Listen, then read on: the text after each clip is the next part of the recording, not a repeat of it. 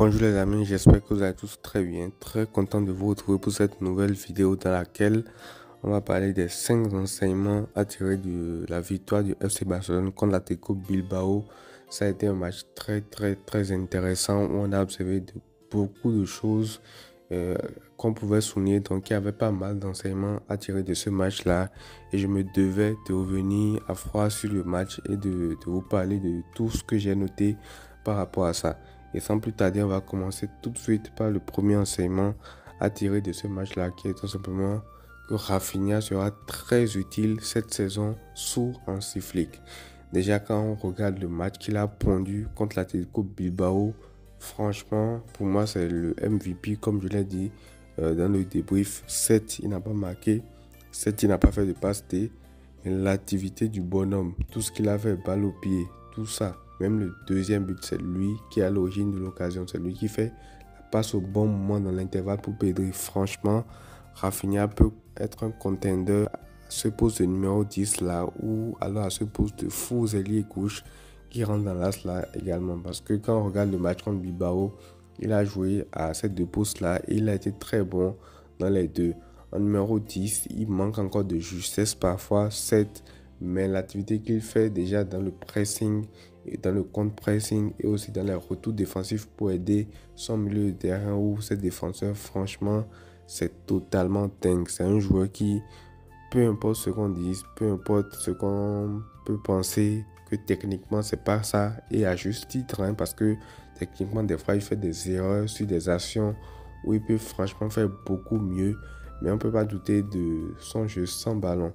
Et franchement, quand il est en confiance aussi, il fait des trucs de dingue. À un moment donné, il fait un petit pont à un joueur de Bilbao dans notre surface de réparation pour ensuite ressortir le ballon proprement. Franchement, c'est un gars qui a de la technique, mais qui des fois surdose un peu les choses, ce qui fait que ça lui fait défaut. Parce qu'il y a une occasion où il aurait pu donner un bon ballon à Lewandowski, mais il surdose un peu la passe. Donc, il a encore quelques lacunes techniquement. Et je pense que si techniquement, Rafinha était juste avec tout ce qu'il apporte sans ballon, il serait franchement un titulaire indiscutable, peu importe qui va venir à ce poste d'ailier gauche là. À moins que ce soit un gars comme Nico qui dribble d'un moment, mais bon, on a compris qu'il n'allait pas venir. Donc franchement, Rafinha a fait un très gros match et Rafinha est en train de revenir sur la lignée de la fin de sa saison passée, où il explosait tout contre le PSG et tout. Donc franchement, ça va être très intéressant de suivre ce que sa saison va donner. On passe maintenant au deuxième enseignement à tirer de ce match-là, qui est tout simplement Monsieur Pedri.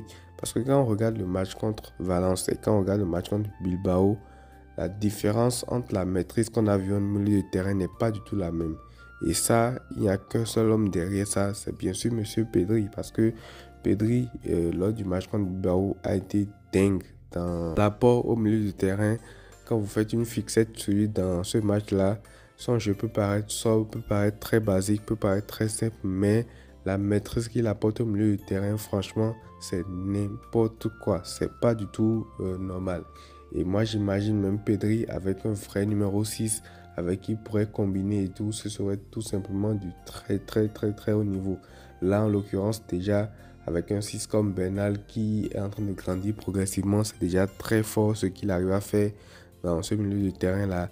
Mais imaginez s'il avait un 6 un peu plus huppé que ça, ce que ça allait donner. Mais bref, déjà avec ça, il fait quand même un très grand boulot. Et franchement, si Pedri ne se blesse pas lors de la saison, il peut faire une très grosse saison également. De toute façon, Pedri, on ne doute pas de lui. Lui, on sait qu'il a le talent, on sait qu'il est très fort. Quand tu le vois dans sa gestuelle, dans la manière dont il dirige ce milieu de terrain là, c'est tout simplement un top player. Donc, tout ce qu'il y a par rapport à Pedri, c'est la forme physique, c'est les blessures et tout. On prie pour que ça le laisse, pour qu'il puisse faire une saison pleine. Et s'il lui fait une saison pleine, en sachant que bientôt maintenant, il y aura le retour des absents, ça sera très intéressant à suivre. De toute façon, Pedri, voilà, il n'y a pas mille choses à dire sur lui non plus. On espère juste qu'il sera en forme pendant toute la saison.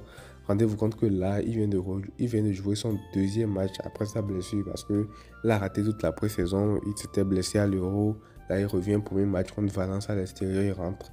Et deuxième match contre Bilbao, il est titulaire à domicile et il gère la rencontre comme il entend. C'est lui qui dicte le tempo du match tout simplement. Donc, ça aussi, c'est à suivre. Troisième enseignement à tirer de ce match-là, c'est que si M. Lewandowski reste dans sa zone, il va marquer énormément de buts. Et ça, on le disait déjà lors de la pré-saison, lors du trophée Gamper. Lewandowski, c'est un défaut qu'il avait de toujours vouloir dézonner n'importe comment, de vouloir marcher sur le pied de ses coéquipiers. Et on estimait juste que dès qu'il va rester dans sa zone, il aura énormément de ballons. Et ça, c'est ce qu'on a vu dans ce match-là. Parce que tu ne peux pas être entouré. Déjà que le système de jeu proposé par Hansi Flick est ultra offensif. Tu ne peux pas être entouré de joueurs comme Pedri, comme Rafinha, comme Lamine Yamal, comme Ferran Torres, même si bon, c'était compliqué et tout, Baldé sur le côté, bref, tu as plein de personnes pour te servir. Donc, du moment où tu restes dans la zone et du moment où l'animation offensive aussi est très cohérente, il n'y a pas de raison pour que tu ne scores pas. Et dans ce match-là, en l'occurrence, c'est ce qu'on a vu. Franchement, il marque un seul but finalement sur ce match-là, mais il s'est créé énormément d'occasions. Il aurait pu en marquer facile 3 parce qu'il y a sa première tête sur le poteau, il y a sa frappe aussi sur le poteau, il y a l'occasion où il tire sur le goal et tout. Et finalement, il y a le but. Donc, franchement, il était très juste dans ce match-là, même si, bon, par moments, c'est toujours, il y a toujours des ratés techniquement, mais il a quand même été assez juste. Globalement, dans ce match-là, il était positionné là où il fallait. Quand il y avait un centre, bah, il était dans la surface. Il n'était pas là, dézonné n'importe comment sur le côté. Et ça fait du bien. Et mine de rien, on est juste à 2 matchs en Liga et il a déjà marqué 3 buts. Donc, c'est un fait aussi qui peut lui donner beaucoup de confiance pour la suite parce que quand tu es bien en début de saison, ça ne veut pas dire que tu vas faire une grosse saison et tout, mais quand même, tu as su que jusqu'à un certain moment, on pourra compter effectivement sur toi. Et ce qui est mieux aussi parce que à l'heure actuelle, son seul substitut, c'est Monsieur Pau Vitor. Donc voilà, c'est très bien de retrouver un Lewandowski en forme. On ne va pas tirer des conclusions hâtives aussi sur lui parce qu'il est capable de tout. On ne sait jamais avec lui, mais pour l'instant, ce qu'on voit quand même, c'est très intéressant. Et les statistiques aussi, ça nourrit un peu l'ego des attaquants. Donc ça va lui faire énormément de bien les stats qu'il a actuellement. On passe maintenant au quatrième enseignement à tirer de ce match-là, qui est Monsieur Hansi Flick. Alors, je vais parler rapidement de Monsieur Hansi Flick parce que quand on regarde les deux compos qu'on a eu lors des 2 premières journées de Liga, on comprend déjà tout de suite que cette saison, le Barça jouera pratiquement toujours avec un système ultra offensif. Parce que en réalité, quand vous regardez les 4-2-3-1 que propose Hansi Flick, chaque fois vous allez voir qu'il y a 4 offensifs. Contre Valence, c'était la même chose. Il y avait Ferran Torres, Lewandowski, Lamine Yamal, avec Rafinha et 2 milieux de terrain. Et contre Bilbao aussi, c'était pratiquement la même chose. En fait, entre les deux compos, ce qui a changé, c'est juste Monsieur Pedri. Et c'est ça qui a permis de créer ce lien-là au milieu de terrain. Parce que contre Bilbao, on n'avait pas ce Pedri-là pour gérer le milieu de terrain. Ce qui fait qu'il y avait une certaine cassure initialement qui s'est améliorée au fil du match. D'ailleurs, même quand Pedri est rentré. Donc, déjà là, on voit que Hansi Flick, avec lui, 7, le Barça va encaisser peut-être pas mal de buts en sachant qu'on a assisté à un bloc très haut pour aller presser très haut et pour générer beaucoup d'occasions, on peut se faire prendre dans les comptes. Mais ce qui est sûr, c'est que si les joueurs n'abusent pas offensivement, si les joueurs restent concentrés, si les joueurs sont appliqués devant, si dans les transmissions, c'est juste, on va marquer énormément de buts. Parce que c'est ça aussi le système de Hansi Flick.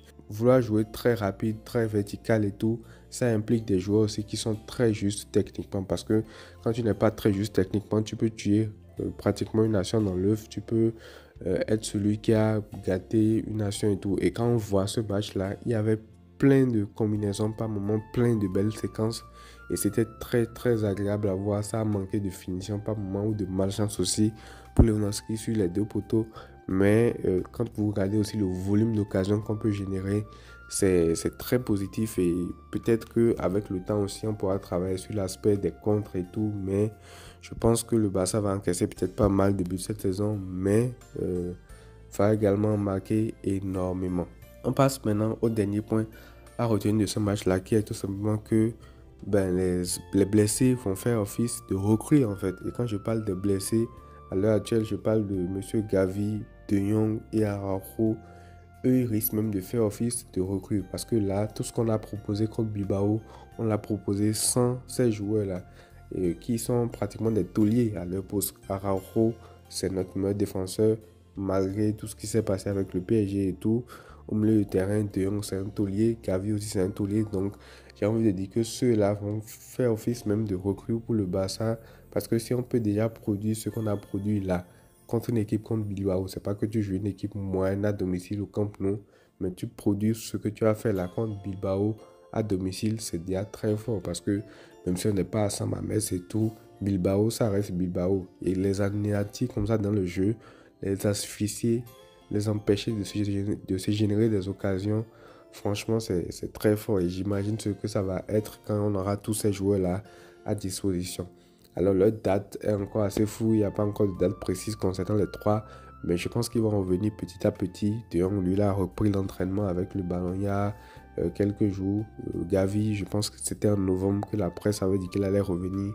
Et Araujo, c'était pratiquement en 2025. Donc, on va suivre tout ça. Mais il risque d'être pratiquement maintenant les recrues du Barça pour venir renforcer cette équipe-là. Renforcer tout ce qui a été fait, posé par un cycle comme base lors de l'année prochaine. Et on va suivre tout ça, voir ce que ça va donner. Mais en tout cas, très content de ce qu'on a vu là contre Bilbao.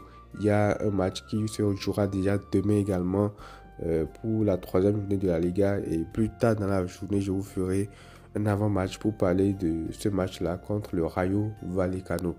Voilà les amis, c'est tout pour cette vidéo-là. Prenez tout soin de vous et à très vite.